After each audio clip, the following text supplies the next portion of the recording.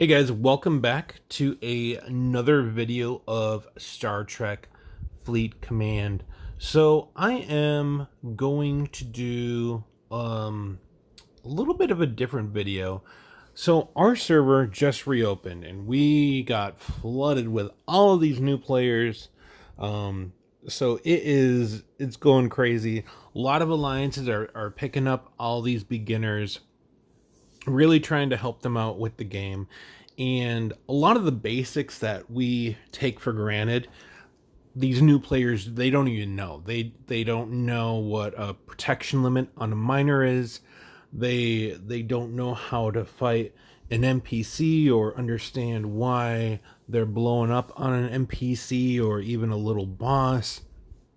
And so I'm making this video for them, to kind of show them the beginnings of the game.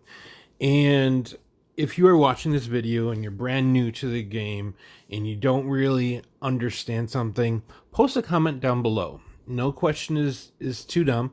I'm definitely here to help you guys to understand the game and just basically help you learn the game. I never had anyone that taught me how to play the game. I learned by failing a lot. So I think what I'm going to start with here is, and do not pay attention to the power rating on my ships. Yours will not be anywhere near this. Even my like ships, like even my Rialta. You have to keep in mind that the rating of my Rialta is based on so much research going up through level 28 applying to this ship. So if you're wondering, you're like, oh my god, how can I get a Rialta that is that strong? You really can't. So but let me go over here to the miners. All right, so I'm going to go to a fortunate because a lot of people here, if you're new, you just started playing with a fortunate and mining it, and it's probably around 2 to 3k or so. So what you really want to do is you want to take a look at that. And you can use this for a lot of different ships.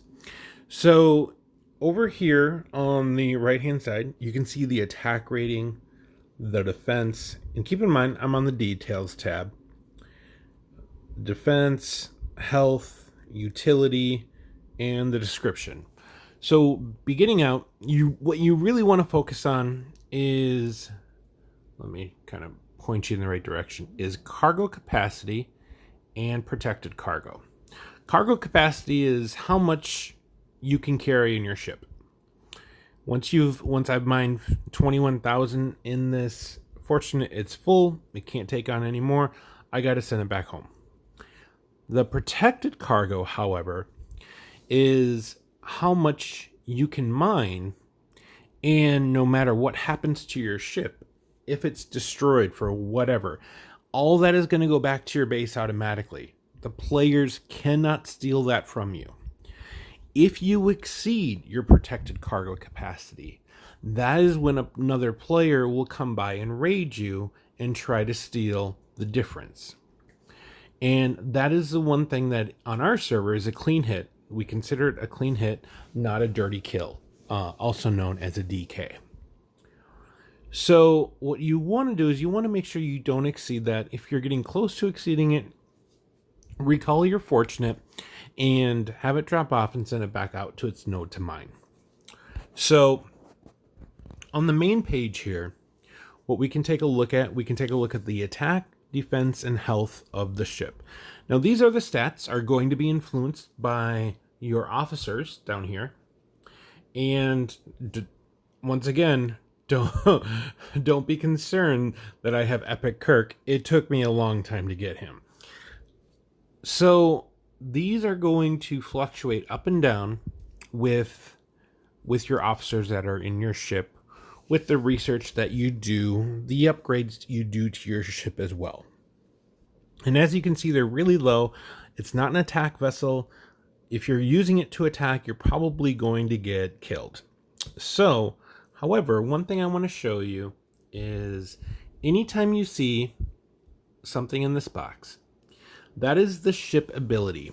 Every ship has a specific ability that is unique For the Fortunate, it has a Parsteel mining laser, which means if you're mining Parsteel and you're Fortunate, it is going to, the mining rate of that is going to be increased by 100%, which is really great. However, beginning out in the game, you really don't need Parsteel. Parsteel needs are really coming in around level 22, 23. Up until then, you're like, why do I need all this Parsteel? And a lot of people are like, oh, please raid my Parsteel. I don't need it. You will eventually need it, but while you're building up to that, you really don't. If you hoard Parsteel in your station, you are making yourself a target for bigger players. Just keep that in mind. The resources that you hold in your station, once you get to level 15, can be raided. Your station and people can steal a very big majority of what you have in your station. So what you want to do is you want to use it. You want to use it up, make yourself less of a target, or use shields. If you don't have anything to use it on and you don't want to donate to your alliance or whatnot, make sure you shield up if you are past level 15. If you do not, you will get raided. There is no if with that. You will get raided. So before you do that jump to level 15, make sure all your research is done on your station, all of your turrets are upgraded, you have everything done that you can possibly do, and you have stockpiled these shields. Okay? And you see this ability down here. That's the captain ability. So that's going to fluctuate with whoever is in your captain chair. For me, it's leader. So that is Captain Kirk's captain ability. Okay? So let's talk about officers. So here, you're going to see the attack, defense, and health stats. And like I was saying before, it will fluctuate based on who is in your ship. Now, this is an important thing to note. This area is considered the bridge.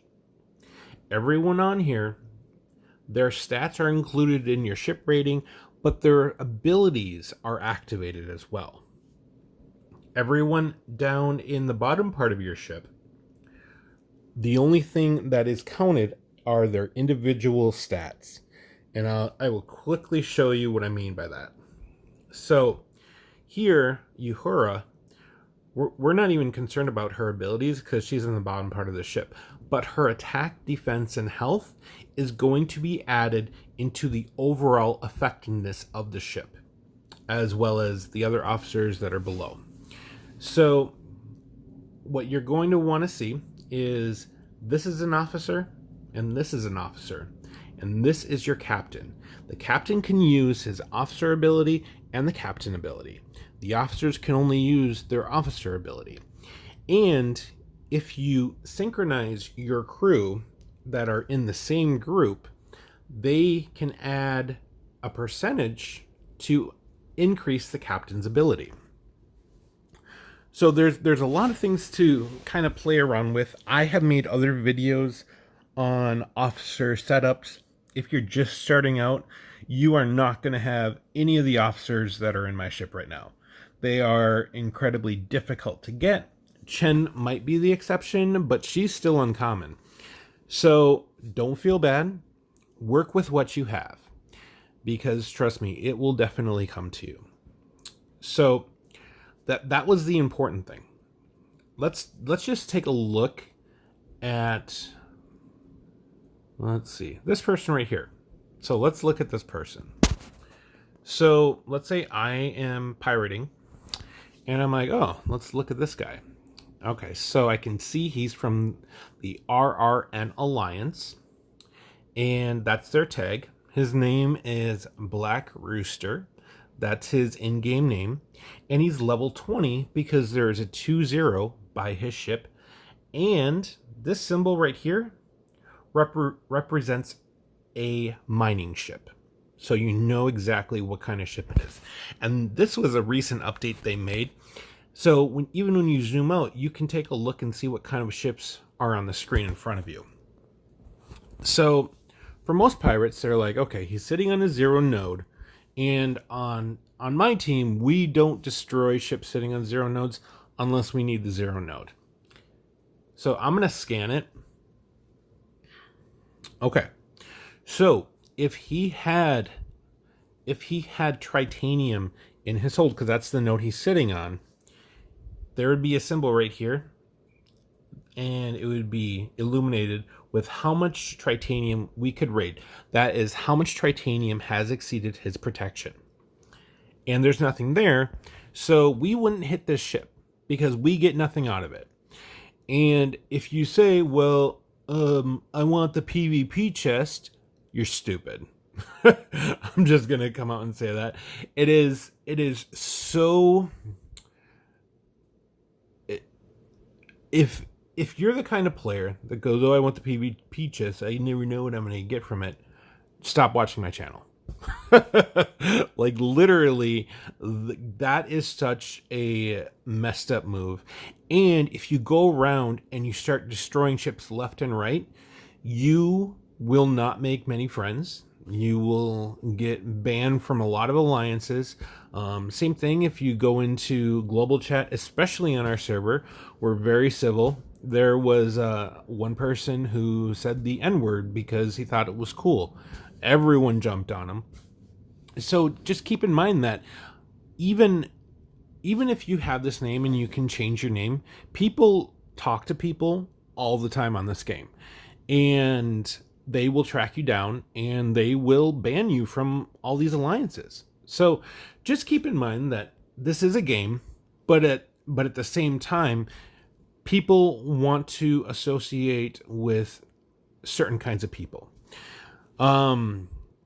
That's the best warning I can give about this. Act like you do in normal life. And if you're a jerk in normal life, act like you're a nice person. And as you can see, everyone in purple, they are my own alliance mates. So you can't see much about them. And we are hiving, and I know it's frowned upon to do a hive, but we're doing it because of all the bugs in the game, shields dropping when they shouldn't be, Scopely not refunding resources due to bug shields and raids. So it kind of gives us an edge that we can warn our teammates if they're getting raided, or help in defending the station until they can get online and pop a shield. So I think that's going to be it for this one. This one was just really short about ships and whatnot. A couple of things I want to show you, just so you know how to navigate. If you click down here in the lower left-hand corner on the Alliance tab, you can quickly see your alliance.